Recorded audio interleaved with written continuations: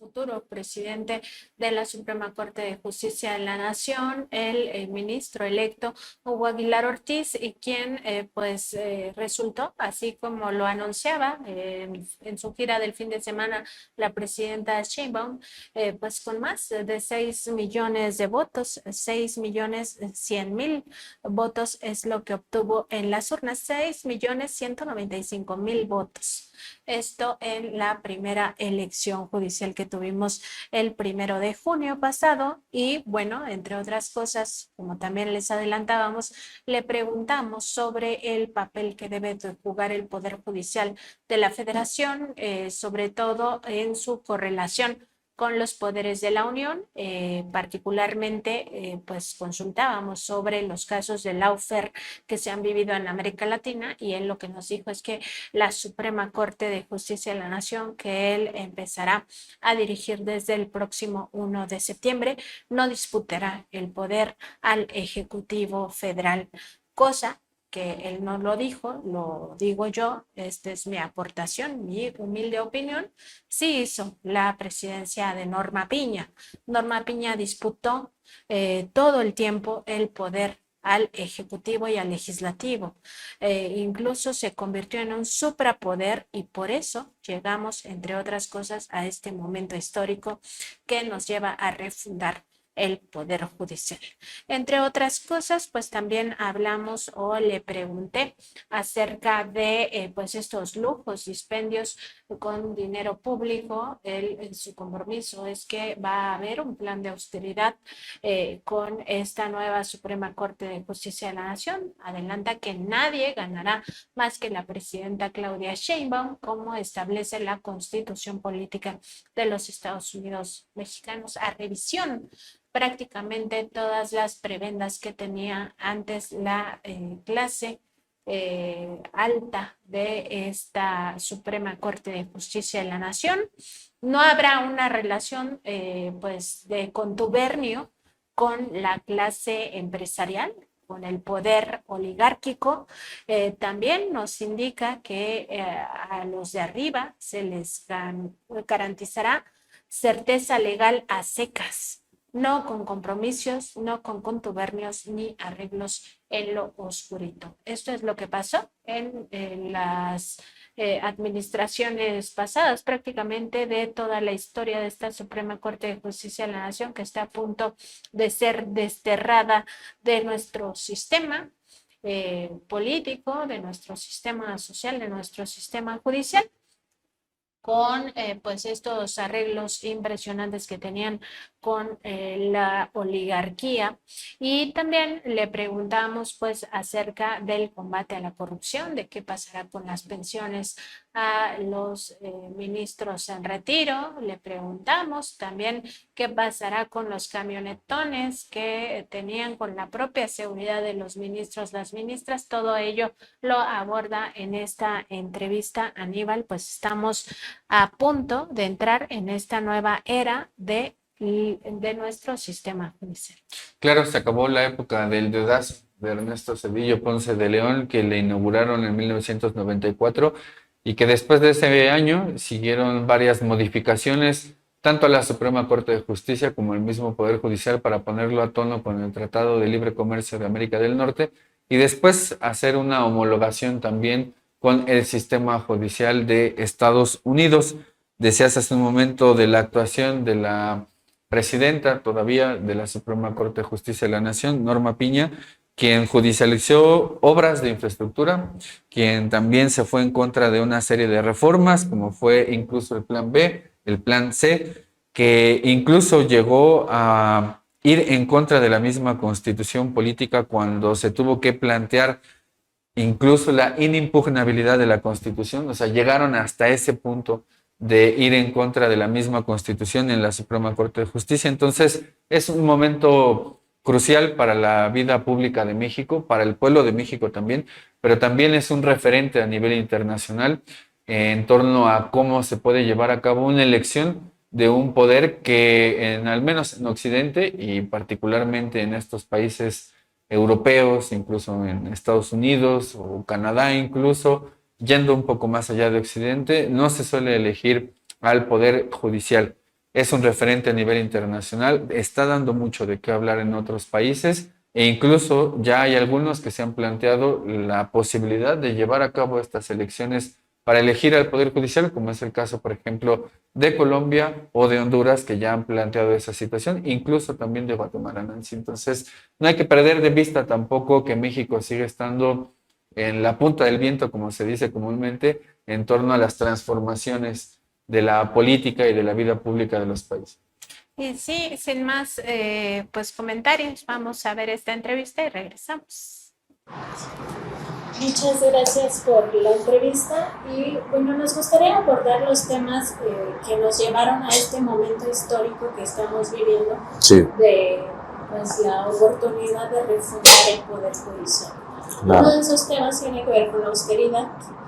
Siempre se vio la Suprema Corte de Justicia de la Nación pues como un órgano por los poderes de la Unión, uno de los tres poderes de la Unión, muy alejado de la, digamos, de la población, del pueblo, pero además con un gasto descomunal del dinero del pueblo. Claro. ¿Cómo o qué podemos esperar de esta nueva Suprema Corte de Justicia que usted, maestro, va a encabezar a partir del 1 de septiembre en materia de austeridad? Claro, pues lo primero que podría decir es que está muy claro que el dinero del pueblo tiene que usarse de manera responsable, de manera congruente con la necesidad de la función que se va a desempeñar. Uno cuando tiene enfrente recursos que no son propios, tiene que usar ciertos principios de manera irrestricta. En este caso, el dinero público tiene que servir para desarrollar de manera eficiente la función pública. Y entonces el criterio que vamos a usar es que todos aquellos gastos que sean necesarios para el buen desempeño de la función de la Corte se van a mantener en la cantidad razonablemente que es suficiente para el desempeño eficiente de la función. Y todos aquellos gastos que son superfluos, que no sean necesarios para el desarrollo de las actividades de la Suprema Corte, se van a eliminar. Hay un compromiso que surgió de nuestro diálogo con el pueblo durante todo el proceso electoral de ganar menos que la presidenta, de hacer a un lado los privilegios que se han dado los actuales integrantes de la Suprema Corte de Justicia de la Nación y que a ojos de cualquier ciudadano se ve que son innecesarios para el desempeño de la función pública. Entonces, bajo estos criterios, estoy seguro que vamos a reducir bastante el gasto que tiene la Suprema Corte de Justicia de la Nación, sin que esto implique también que por no gastar, la Corte no lleve a cabo su función como debe de ser. Entonces, en estos equilibrios vamos a movernos, pero sí con una idea y un compromiso claro de quitar todos los gastos que son innecesarios en el desempeño de la función. Es un consenso ya. Sí, sí, todos los que integramos la actual Suprema Corte ya tuvimos nuestra primera reunión y todo el mundo está consciente que así debemos de funcionar. Nadie está peleando un alto salario como el que se tenía. Los privilegios, vamos a hacer el plan de austeridad, vamos a revisar en qué rubros vamos a bajarlos, pero todos están de acuerdo que debemos de funcionar con lo mínimo necesario y que gastos que no son necesarios tendrán que quitarse. Había una lista previa que hizo el legislador Ricardo Monreal donde hablaba justamente de algunos de estos privilegios.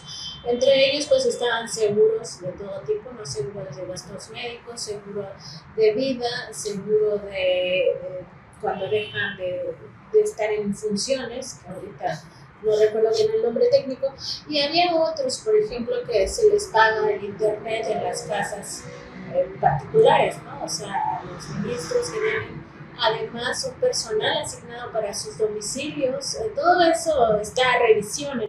Todo va a estar a revisión. Ahora estoy revisando y he visto que efectivamente ya los ministros se bajaron de salario. Ya no están con los salarios que tenían. 2025 ya están con un salario menor. Eso, pero sí también veo yo algunos datos que se va a revisar. Por ejemplo, a cada ministro le dan creo que 3 celulares. no hay necesidad de tantas herramientas. Uno puede funcionar hasta con el celular personal. Se les da una cantidad para alimentos, algunos de ellos a lo mejor es necesario. Yo me pongo como ejemplo que si está sesionando la Corte, va a ser un receso para alimentos y va a continuar sesionando en la tarde, pues se justifica un gasto de alimentos. Pero si no, pues todos nosotros en nuestro presupuesto personal destinamos determinado monto para sobrevivir todos los días, no requerimos que lo cubra el erario público. El tema de los gastos médicos mayores vamos a revisarlo también.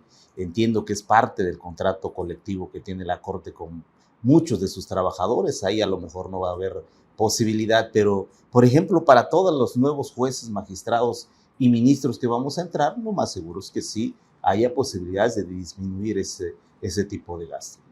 Y justo sobre esto de los gastos y privilegios, se sabe que también hay, por ejemplo, ciertas partidas para un equipo que quizá no sea tan necesario, ¿no? O sea, yo entiendo que las cargas de trabajo van a ser muy fuertes, pero a veces hay ministros y ministras que exageraron, ¿no? Con su tipo de asesores, digamos, con unos gastos adicionales a su ponencia, que no se justifican porque para eso tienen a sus auxiliares en su ponencia, ¿no?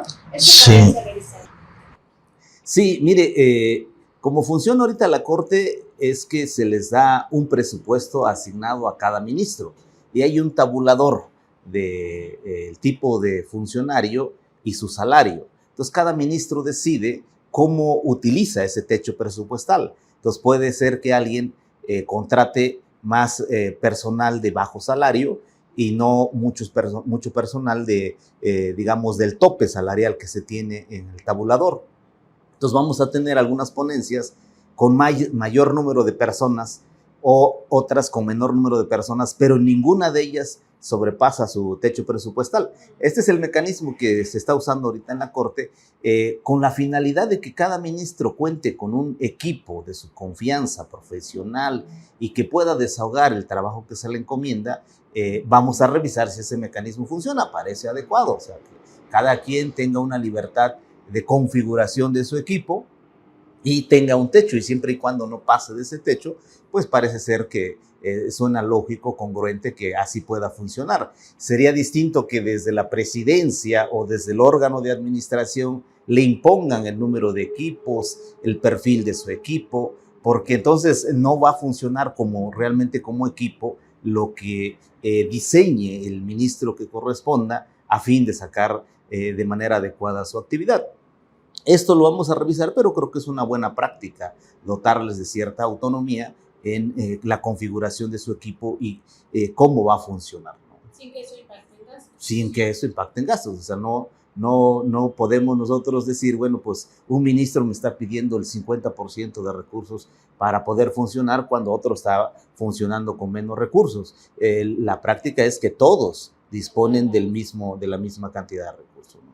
Y, por ejemplo, otro de los reclamos de esta lejanía, que además se paga con dinero del pueblo, es, por ejemplo, el tema de los camionetones, ¿no? O sea, este séquito de seguridad incluso tiene un bono de riesgo, ¿no? O sea, sí. Este pago que instituyó el sexenio de Felipe Calderón, ¿ahí cómo se va a...? Todo vamos a revisar. Lo que me comentan, lo que estoy revisando ya ahora con los datos es que hay vehículos que son propiedad de la Corte, ya son propiedad, y hay algunos que son rentados. Entonces vamos a revisarlo. Efectivamente parece ser que es muy excesivo algunos vehículos, pero también lo tengo que dialogar con el resto de ministros y ministras, porque el tema de seguridad pues es siempre importante.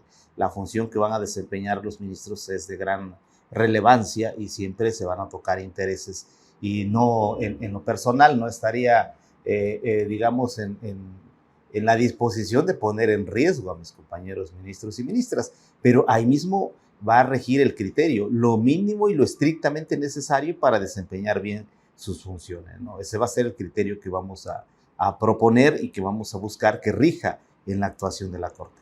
Y en el tema de analizar la seguridad, ¿será un consenso entre ustedes o se pedirá algún tipo de asistencia no sé, por ejemplo, de la Secretaría de Seguridad y Protección Ciudadana para evaluar realmente qué sería lo apropiado, porque a veces uno podría pensar, no, pues que ya no vengan con camionetones, que ya no vengan con guardaespaldas, porque pues ya son los ministros y ministras del pueblo, ¿no?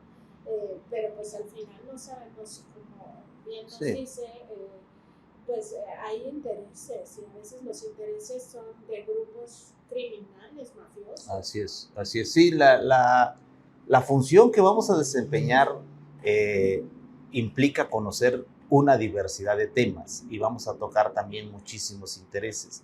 El tema de seguridad, si se requiriera, vamos a pedir la coordinación interinstitucional con los cuerpos de seguridad del país.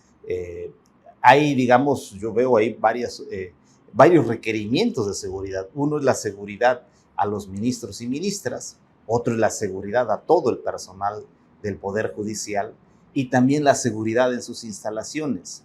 Vamos a implementar medidas que sean amigables con la ciudadanía. No va a ser un cuerpo de seguridad que aleje al ministro y que el ministro no pueda saludar, no pueda dialogar, no pueda acercarse a la ciudadanía. Tenemos que encontrar el punto medio suficiente que dé este mensaje de cercanía. Lo mismo en los edificios. No va a ser medidas de seguridad que impliquen molestias excesivas a la ciudadanía. Cerrar la calle, cerrar la puerta principal o llevarse media hora para la revisión en los filtros. Como que la lógica, ahora me ha tocado vivirlo, es que todo el que entra a la corte ya es sospechoso, ¿no? Y no, va a ser distinto. Yo creo que todo el que va a la corte tiene una necesidad de justicia y ya trae encima la problemática personal o colectiva que le aqueje y no podríamos adicionarle una carga más, una sensación de molestia, una sensación de discriminación incluso. Entonces vamos a encontrar el punto exacto para que haya la seguridad debida, pero también que haya la apertura que el pueblo está pidiendo de su Suprema Corte de Justicia de la Nación. El otro reclamo social que nos llevó a este momento de la historia tiene que ver con la corrupción. Así es. Siempre se ha revisado el papel de la Corte como un papel de corrupción, no de todos los ministros, no de todas las ministras, no se puede generalizar, pero sí pues tuvimos casos, ¿no? Como de un ministro guardando un expediente por más de 8 meses y hasta que no fue exhibido en una conferencia presidencial, pues no atendió el caso. Pero ese es un solo ejemplo, o sea, hay temas que han tenido que ver con echar atrás reformas importantes como la de la energía eléctrica, que también se mantiene la suspicacia o la hipótesis de que hubo corrupción de por medio. ¿Qué va a pasar ahí? ¿Se va a investigar la corrupción del pasado? ¿Tiene un plan para atender este punto? Sí, tenemos claro que este es uno de los objetivos centrales de la reforma y no vamos a quitar el dedo del renglón. Afortunadamente, el diseño institucional genera ahora un tribunal que se va a encargar de la investigación y la sanción de este tipo de conductas. Los ministros y ministras estamos obligados a estar vigilantes de todo el personal y de los juzgadores y daremos parte al Tribunal de Disciplina en caso de encontrar conductas de esta naturaleza.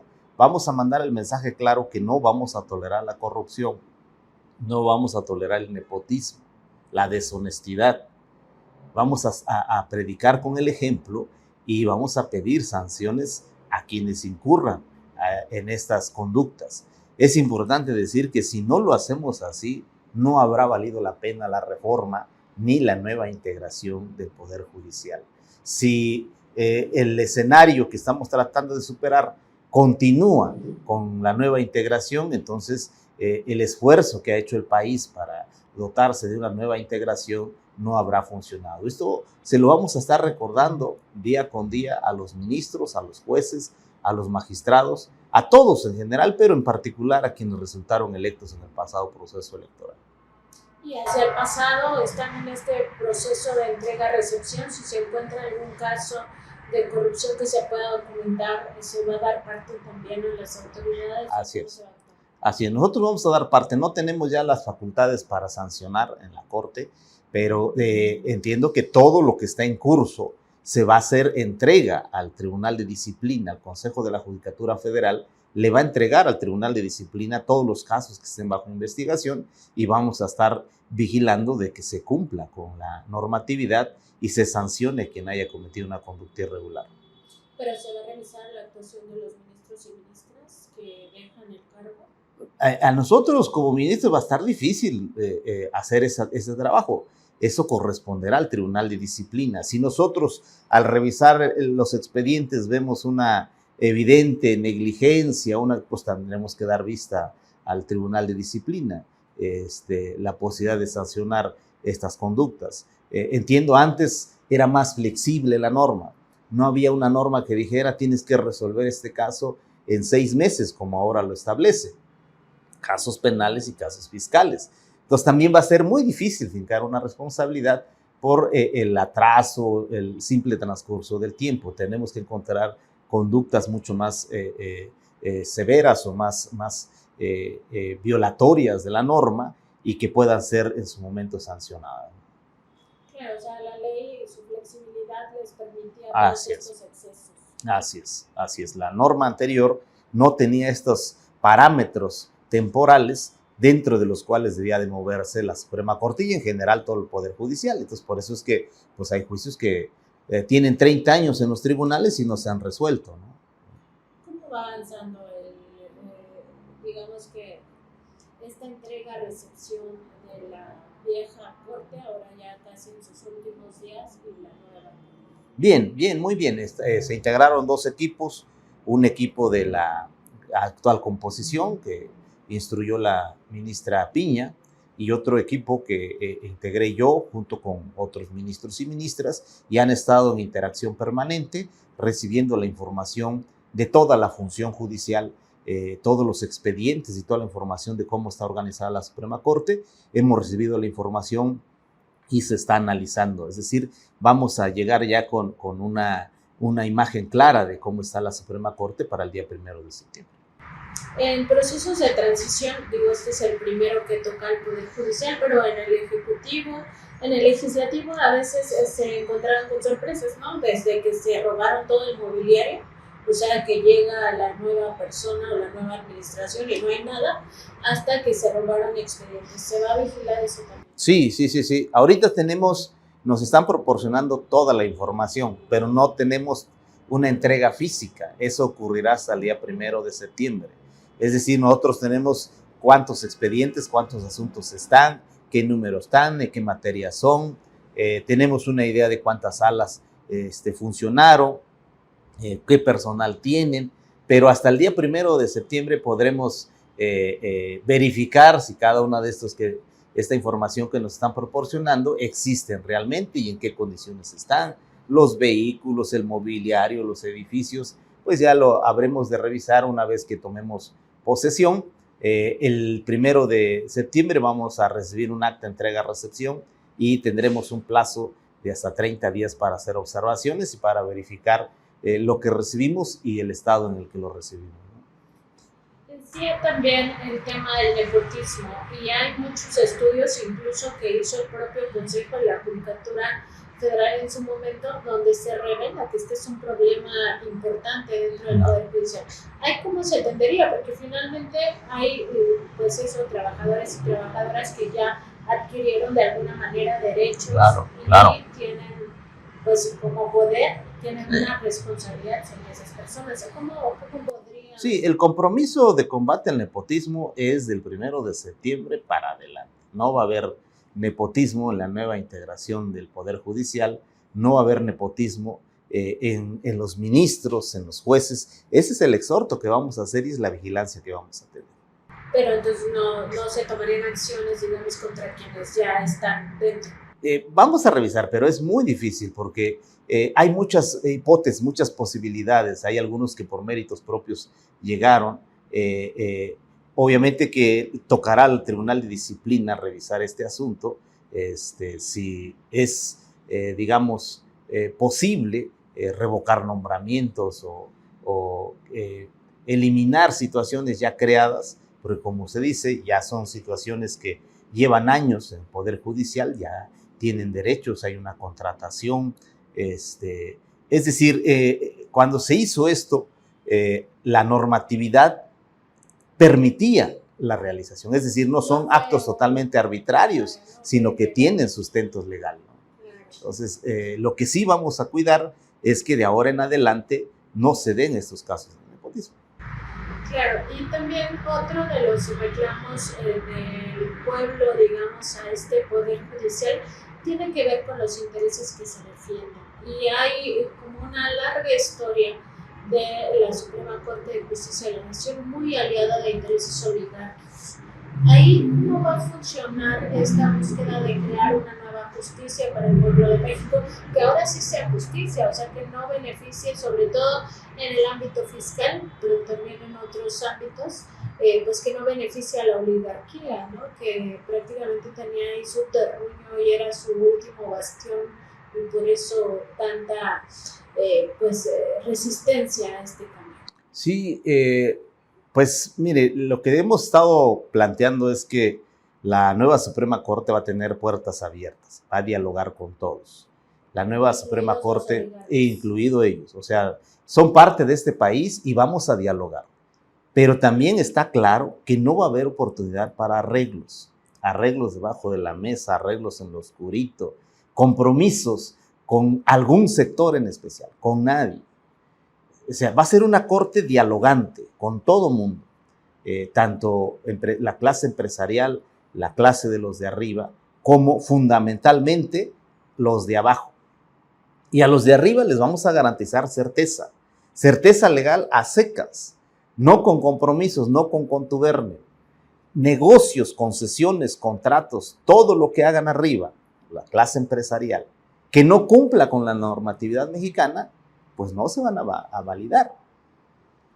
Pero todos aquellos negocios que cumplan con la norma ambiental, con la norma social, con la norma de derechos indígenas, pues no va a haber forma también de invalidarlos. Y hacia abajo, además de puertas abiertas, una actitud de apoyo, de ayuda, de garantizar el acceso a la justicia. Sí vamos a contribuir de manera fundamental en que la justicia sea un derecho y no un privilegio. Quienes no tienen recursos para acudir a la corte va a activar su suplencia de la queja, va a activar este enfoque social que les garantice a ellos el goce de sus derechos fundamentales. Esta va a ser la actuación de la corte. Todo arreglo en lo oscuro, todo compromiso que se haga con quien sea, con el sector que sea, vamos a denunciarlo y a sancionar. También, bueno, en este esquema de puertas abiertas, ¿cómo generar sensibilidad? Porque otro de los reclamos, y creo que ese fue muy, muy público, es que el Poder Judicial, pues, era como de oídos sordos. Sí. Es decir, había muchas problemáticas en México y siempre decían, la ley es la ley, como una especie de escudo o argumento. En realidad no había mucho argumento, porque si realmente fuera la aplicación de la ley, muchas veces se hubiera hecho justicia en este país y no ocurrió. Entonces, ¿cómo generar, pues sí, eso, el respeto a la ley y también ser sensibles ante ciertas problemáticas sociales muy importantes? Lo pregunto porque está el caso, por ejemplo, de la guardería ABC. La guardería ABC es un tema que llegó a la Suprema Corte de Justicia de la Nación y no hubo justicia para los padres y madres ni para estos bebés que perdieron la vida o que pues resultaron lesionados de por vida. Claro. Mire, yo advierto, esa es mi percepción, que todos aquellos que pasamos por una campaña electoral tenemos la sensibilidad. Todos los que fuimos a campo escuchamos testimonio de la gente, de su experiencia con el sistema de justicia, y no es positiva. Quien haya ido a campaña, quien haya estado con la gente, no puede decir que llega al poder, llega a ser juez y tenga la capacidad de ignorar eso que recogió en campaña, eso que vio en campaña. Por primera vez, los abogados y muchos jueces y magistrados que estaban en funciones salieron a la calle, enfrentaron a la gente, asumieron el reto de pensar qué decirle a la gente y de escuchar lo que la gente siente, piensa y lo que la gente le duele. Entonces, hay ahorita la sensibilidad de buscar una nueva perspectiva en la justicia mexicana. Si nosotros no mantenemos este contacto con la ciudadanía, estoy seguro que en poco tiempo se pierde esa sensibilidad. Si el juez, el magistrado o el ministro permite que lo absorba la carga de trabajo, asume que su tarea nada más es dictar sentencias y cumplir con la ley a secas, sin compromiso social, sin buscar la transformación de vidas, de colectividades, vamos a regresar al esquema anterior.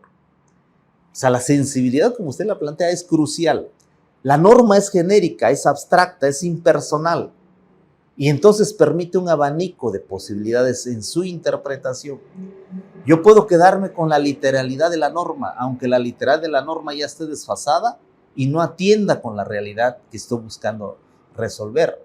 O puedo hacer una interpretación del espíritu de la norma, del contexto actual en la que la norma se va a aplicar, y entonces moverme de un extremo a otro, dándole una perspectiva social a lo que yo resuelva. Este es la apuesta que hoy tenemos, cómo movernos. No es que la ley va a dejar de ser la ley, no, la ley seguirá siendo la ley. La Constitución seguirá siendo nuestra Constitución. Y el mandato de la Corte es garantizar certeza jurídica con base en la Constitución y en la ley. Pero Constitución y ley se interpretan. Y lo que nosotros estamos proponiendo como nueva actitud de la Corte es cambiar la perspectiva en la interpretación de la norma. Es ser más comprensivo de la realidad que buscamos atender. Si la justicia no hace este giro, si la justicia no asume esta perspectiva, estoy seguro que no habrá valido la pena el ejercicio de poner jueces y magistrados y ministros más sensibles a la realidad que estamos juzgando. Necesitamos soluciones mexicanas para la realidad mexicana. El ministro, el juez o el magistrado puede ser un experto en las teorías jurídicas contemporáneas, vigentes en otras latitudes, pero si esa teoría jurídica no aterriza a la realidad mexicana, vamos a tener una corte alejada de la problemática social y vamos a seguir acumulando inconformidades y agravios en la sociedad. Y bueno, justo sobre este asunto, ¿cómo mantener también ese equilibrio entre, sí, atender la carga de trabajo y al mismo tiempo atender a la gente? Porque se habla de puertas abiertas para todos y muchas personas tienen una gran necesidad de acercarse a la Suprema Corte de Justicia de la Nación, que nunca habían tenido la oportunidad, ¿no? Por ejemplo, en los pueblos originarios siempre se les cerró la puerta, o sea, es una corte que jamás miró a nuestros pueblos originarios, pero no solo a ellos, sino muchas colectividades, como nos decía maestro, en torno a quiénes o cómo se pueden tocar las vidas de las personas para bien, ¿no? Porque aquí se trata de construir un país con mayor bienestar. Entonces, ¿cómo encontrar ese equilibrio y hasta qué punto pues van a estar las puertas abiertas? Porque también va a llegar un momento en que ya tenemos que descansar o tenemos que atender otras cosas. Sí, vamos a encontrar los equilibrios. Primero vamos a seleccionar los casos emblemáticos de derechos humanos, de derechos de las mujeres, de medio ambiente, de niñez. Los casos que requieren un criterio jurisprudencial, una orientación tanto a la sociedad como a las autoridades del rumbo que debemos de seguir. Y entonces vamos a poner en alta prioridad estos temas y dialogaremos con los actores que están involucrados en esos temas, tanto gubernamentales como no gubernamentales. El medio ambiente, por ejemplo, ya no aguanta más. Algo tenemos que hacer y la Corte debe de aportar algún criterio para detener el deterioro ambiental, el deterioro de los ríos, de los manantiales. Entonces vamos a propiciar audiencias públicas para dialogar, para ver cuánto del recurso público podemos invertirle para revertir, así sea 1 centímetro de río saneado, así sea una pequeña porción de bosque que no se devaste. Algo tenemos que hacer. Y obviamente vendrá un conjunto de temas en donde están involucrados intereses particulares y los iremos atendiendo también, pero en un segundo nivel. Si nosotros priorizamos y nos distribuimos bien las cargas de trabajo entre todos los ministros, si además contribuyen los jueces y si además le sumamos que vamos a promover un federalismo judicial, que los jueces locales también hagan su papel, estoy seguro que vamos a cambiar el rostro del país. La sola intención de hacer las cosas diferente, más comprometida con la sociedad, con el medio ambiente, puede generar un nuevo rostro de la sociedad. No estoy diciendo que esté garantizado. Hago incluso esta convocatoria a todos los que vamos a entrar a la función pública. Vuelvo a repetir, si en un año todos nosotros nos encerramos en nuestras oficinas, perdemos contacto con la realidad, no vamos a campo, se acabó. Vamos a terminar siendo lo mismo que cuestionábamos. Claro, hay otro tema que fue parte del análisis social que nos llevó a este momento, que tiene que ver con la historia de otros países y cómo se comportan sus poderes judiciales, sobre todo cuando llegan gobiernos progresistas, y tiene que ver con el golpe blando desde el Poder Judicial, que se conoce como lawfare. Podríamos decir que se supera esta partida, es decir, la nueva Suprema Corte de Justicia de la Nación, y esperemos que todo el Poder Judicial llegue con un consenso de que lo que se necesita es justicia, que no se necesita, pues eso, seguir bajo los intereses de la oligarquía, y por tanto se tiene que servir al pueblo, y si el pueblo decide que lo que quiere es un gobierno democrático, un gobierno soberano, un gobierno además con cierta característica de progresismo, se va a respetar esa parte. Totalmente. El Poder Judicial es uno de los tres poderes, pero creo que sería una tergiversación de su función si entra a disputar el poder. El poder, digamos, que tiene preeminencia en este país, como es el Poder Ejecutivo. Si el Poder Judicial se concibe como un actor político que busca el poder y no es un actor que debe de garantizar la justicia, estará equivocando el camino. Al menos muchos de los que somos integrantes de la nueva Suprema Corte no tenemos ese interés. Yo no soy político, no tengo una carrera política, no aspiro a ejercer el poder, no veo por dónde yo pueda entrar al rejuego del poder. La misión nuestra, la misión de la nueva Corte va a ser única y exclusivamente garantizar la justicia para el pueblo de México a todos los niveles, con la problemática específica que cada uno tiene y con la especificidad con la que debemos de atender cada uno de los sectores de la sociedad mexicana, desde los empresarios, los dueños del dinero, hasta aquel que no tiene un solo peso. Este es el abanico de personas a las que está dedicada a atender la Suprema Corte, y con una visión de justicia. No debe perderse la Corte de esa apuesta y de ese mandato constitucional que tiene.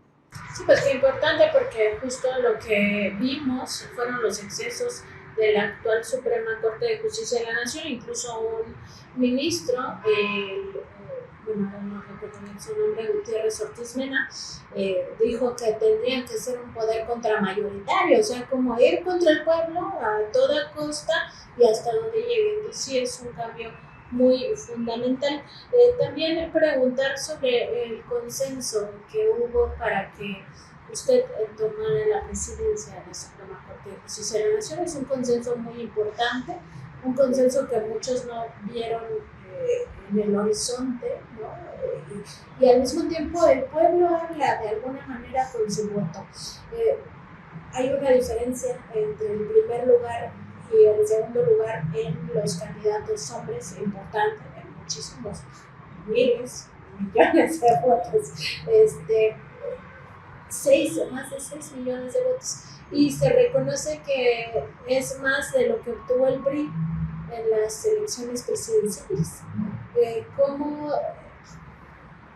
llega usted con este reconocimiento social, con este consenso?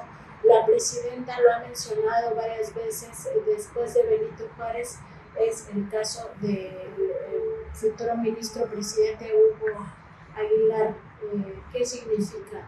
¿Qué valor tiene para usted como persona y sobre todo como futuro ministro presidente? Claro, pues para mí es muy importante el principio democrático, el significado de darle su valor al pueblo, de confiar en el pueblo y de encontrar eco en el pueblo. Eso es lo que me ocurrió. Yo, como le decía, no soy político, pero cuando decidí entrar al proceso electoral, lo hice en compañía de liderazgos indígenas y de autoridades indígenas, quienes venimos reflexionando que los pueblos requerimos un espacio en las instituciones que toman decisiones fundamentales del país.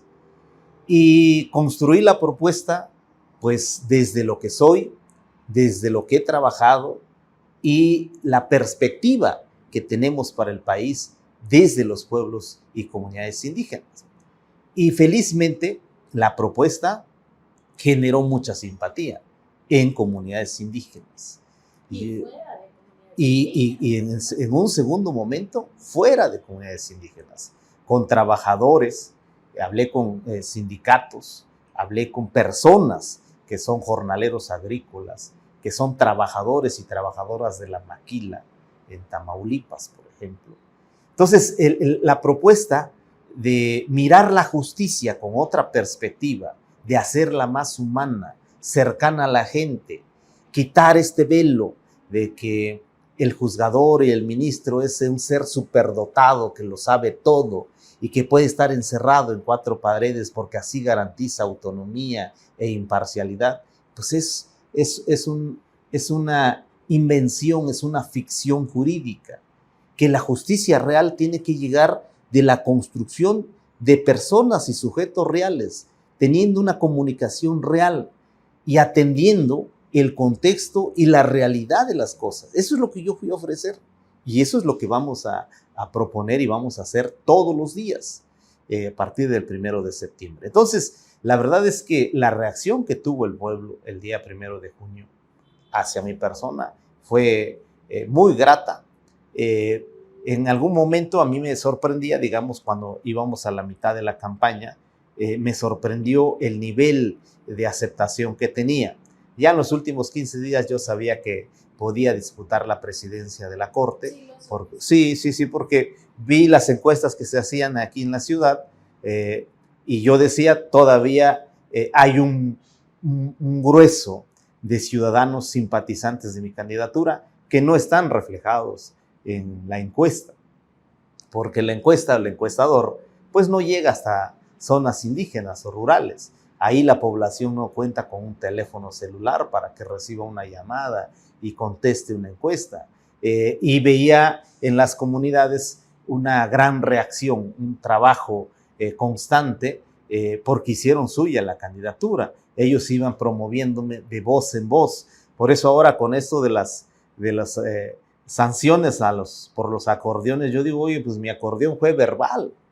O sea, la gente iba diciendo que tenían que votar por el número 34. En muchos lugares de las comunidades no hicieron un acordeón físico. Fue verbal en las asambleas, en las fiestas, en el campo, en el cultivo. Se iba comunicando la necesidad de votar por un hermano indígena. Así es que, pues, realmente a mí me están cometiendo la más grave de las injusticias al sancionarme por una cosa que no ocurrió, ¿no? Lo comenta usted y justo, o sea, saber cuál es la estrategia sobre esa sanción. Ya escuchábamos hoy a la presidenta también decir, pues falta la visión del propio tribunal, hay una contradicción. Pensamos cómo es el INE también está ahí una parte bien tomada por la derecha. ¿Va a hacer algún tipo de...? Sí, vamos a impugnarla.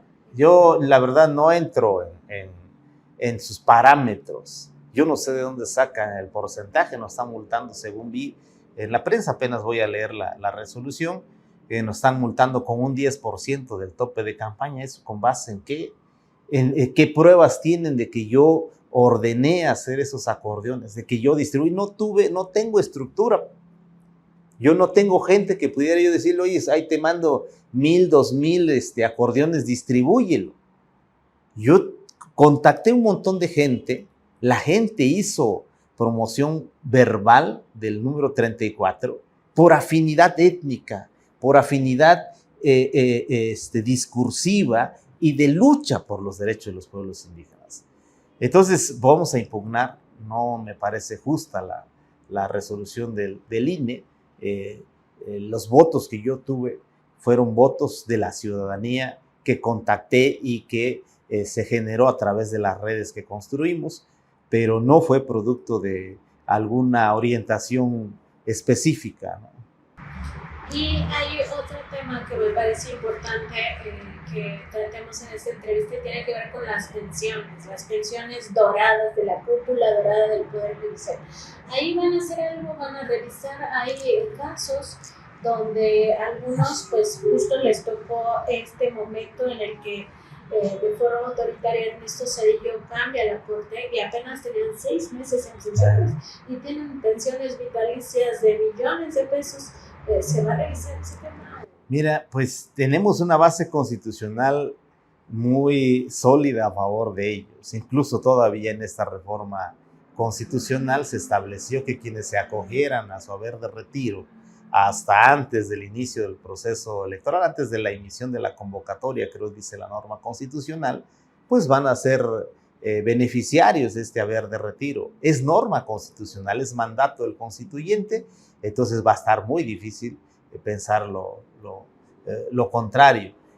Lo ético, lo deseable sería que sean los propios ministros quienes digan, oye, pues lo justo es tanto y devuelvo la cantidad sobrante. Esto no va a ocurrir, no va a ocurrir en medio de una sociedad que se pondera sobremanera el tener dinero, el tener comodidad, el tener riqueza. Es una cosa que yo he venido denunciando en cierta medida. Esta sociedad no promueve que se valore la vocación de servicio, el espíritu de servicio, el valor ético, el valor moral, la estatura que debe tener alguien que hace bien su trabajo. No, esta sociedad pondera mejor quien tenga dinero, quien tenga un estatus económico, una cuenta bancaria lo suficientemente abultada. Es lo que esta sociedad pondera y es lo que estamos viviendo. Entonces es difícil pensar que alguien que tenga un haber de retiro que rebase la cuantía establecida por la Constitución, renuncia a este haber. Es muy difícil pensar en eso y bueno, es norma constitucional y es difícil que nosotros podamos hacer algo. ¿Habrá algún tipo de acercamiento particular con los pueblos originarios? Sí, vamos a estar en diálogo constante y directo con ellos. Quizás reciba yo críticas, pero yo soy indígena, me debo al movimiento, he trabajado por 30 años para mejorar las condiciones de vida de los pueblos indígenas, que vale decirlo, aunque sea de paso, son un sector de la sociedad no solo vulnerable, no solo excluido, sino en completo atraso, en la pobreza más lacerante que pueda existir en el país, y no hay duda que requieren muchas acciones para acceder a mejores condiciones de vida, y desde luego necesitamos también contribuir con la construcción de una sociedad más justa y que les dé un trato digno a los pueblos indígenas. Entonces, eso desde cualquier posición que yo esté, vamos a seguir trabajando para los pueblos indígenas. Y ahora, obviamente, como presidente de la Corte, debo de atender también a toda la ciudadanía, a todo el país, pero siempre vamos a dar énfasis a la atención de pueblos indígenas. ¿Algún mensaje final para nuestra audiencia en Contralínea? Pues no, agradecerles la entrevista y decirles a toda la ciudadanía que tengan confianza en que la Corte va a cumplir el objetivo que motivó la reforma constitucional, que la nueva Suprema Corte, producto de la voluntad popular, tiene claro el objetivo de generar cambios para que los sectores excluidos de este país accedan a la justicia finalmente. Va a ser la apuesta de todos los días de la nueva Suprema Corte de Justicia de la Nación, y a todos aquellos que ya de por sí tienen la capacidad económica, la capacidad técnica para acudir a la Corte, tengan la plena seguridad que van a tener una Corte que va a brindar certeza jurídica a todos aquellos que acudan a ella y que cumplan con la normatividad. Esta va a ser la nueva tarea de la Corte, eso sí, sin arreglos en lo oscurito, sin acuerdos previos, sin ningún compromiso más que con la justicia y con el bienestar del país. Muchas gracias, maestro. Gracias, gracias. Pues ahí la entrevista que le hizo mi compañera Nancy Flores a quien va a presidir la nueva Suprema Corte de Justicia de la Nación a partir de septiembre. Varias las declaraciones y varios los puntos que deja esta entrevista. Primero, el tema de la justicia social, que es con lo que termina el que va a ser ahora presidente de la Suprema Corte de Justicia, darle certeza jurídica al pueblo, que eso es algo que adoleció la que sigue siendo todavía la Suprema Corte de Justicia, que lo que hizo fue pues precisamente lo que critica Hugo Aguilar, esta conexión, este vínculo entre ciertos poderes fácticos, entre el poder económico y entre el poder político instituidos en este régimen de acumulación de capital que existió desde tiempo atrás, incluso del 1994, y que se está modificando a partir de 2018. El compromiso para quitar los gastos innecesarios y sobre todo este plan de austeridad que anuncia al inicio de la entrevista es importantísimo, porque como hemos dado cuenta en otras ocasiones, el Poder Judicial, no solamente la Suprema Corte de Justicia de la Nación, es el Poder Judicial el que ha tenido esta cantidad de gastos excesivos en un país en el que todavía en 2018 más del 50% de la población vivía en condiciones de pobreza. No puede existir este tipo de situaciones y sobre todo más aún cuando en la legislación ya se encuentra que ningún miembro de la Suprema Corte de Justicia de la Nación puede tener el salario por arriba de la ahora presidenta. Por último, el equipo de transición, y eso es importante, porque ahí también se muestra la correlación de fuerzas entre la Suprema Corte que va saliendo y la entrante. Y ahí lo que mencionó Hugo Aguilar es que se hizo un equipo de transición, uno conformado por la nueva Suprema Corte de Justicia y otro que está conformado por la que va saliendo. Hay que ver ahí, y eso es todavía parte del proceso, cómo terminan entregando la Suprema Corte de Justicia de la Nación, porque en otras ocasiones la audiencia debe de recordar cuando estuvimos en esa fase de campaña a los distintos candidatos y candidatas que estuvieron en este espacio de la revista Contralínea, una de las preguntas que se les hacía era precisamente cómo veían la correlación de fuerzas en esa fase de las elecciones. Ahora ya cuando estamos en esta fase a punto de la conformación, habrá que ver si realmente este equipo de transición entrega lo suficiente, entrega todos los archivos y sobre todo cómo va a estar integrada esta nueva Suprema Corte a raíz de todo lo que dejó de esta Suprema Corte que va terminando Nancy. Y bueno, lo último que no quería dejar de mencionar es algo que dijo puntualmente con el tema de seguridad. Cuando le preguntaste sobre los camionetones, dijo, se va a tocar intereses, que eso también es un guiño a la justicia social, que es algo que adoleció la Suprema Corte de Justicia impuesta por Dedazo. Sí, sobre todo también revisar esta parte donde dice tampoco se va a poner en riesgo la vida de nadie, claro, porque justo al ya tener una justicia a secas para la oligarquía, esos son los intereses que pueden poner realmente en riesgo a los ministros y ministras de esta futura Suprema Corte de Justicia de la Nación. Los invitamos a que lean completo el texto, si no, bueno, a que vean completa esta entrevista y también a que estemos atentos y atentas a esta pues transición que se vive ya en la Suprema Corte de Justicia de la Nación. Le preguntabas justo también sobre este proceso y decía pues hasta que no lleguemos a la Corte no vamos a ver si realmente están todos los expedientes, están claro, todo el mobiliario, las obras de arte, etcétera. Pues les tocará hacer esa revisión y tendrán un mes para hacer los reclamos correspondientes y por supuesto también la parte que tiene que ver con su cercanía a los pueblos indígenas, dice sí la habrá y prácticamente es incluso por encima de la opinión que puedan tener sectores sociales, que casi siempre serían sectores de derecha, ¿no? Que son a los que no les gustan los pueblos originarios, los que pudieran tener una crítica hacia el ministro Hugo Aguilar. Le decíamos también, pues, qué significa para él esto de que sea el segundo integrante de pueblos originarios, que llega a este cargo después de Benito Juárez y bueno, él ya decía ahí su compromiso con la justicia social, su compromiso con la justicia para los de abajo y también dice pues se va a recibir a los de arriba pero sin arreglos en lo oscurito, que eso va a ser ya un cambio profundo en sí mismo.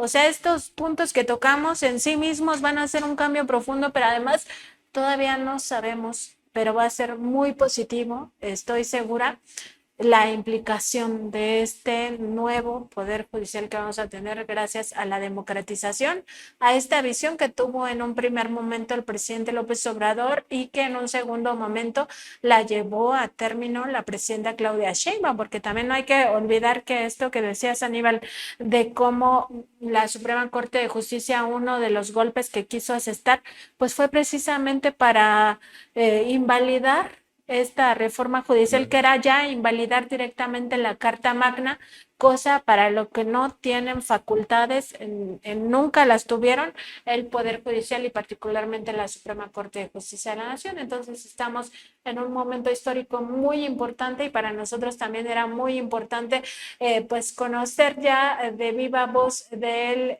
ahora ministro presidente electo, pues cuál es su visión para estos 2 años y sobre todo, Aníbal, porque sí habíamos conversado con él previamente a las elecciones, pero ya es distinto saber que él va a presidir la Corte, ¿no?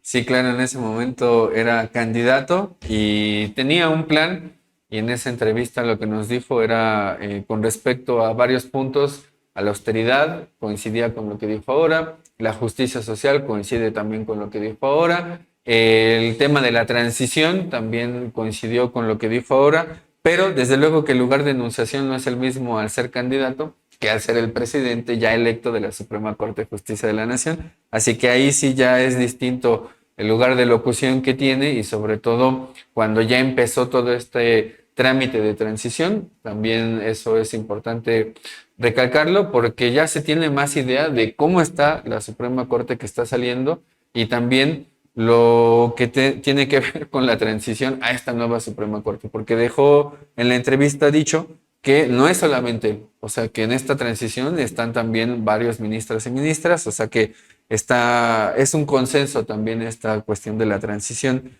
entre la que va a salir y la que va a entrar ahora.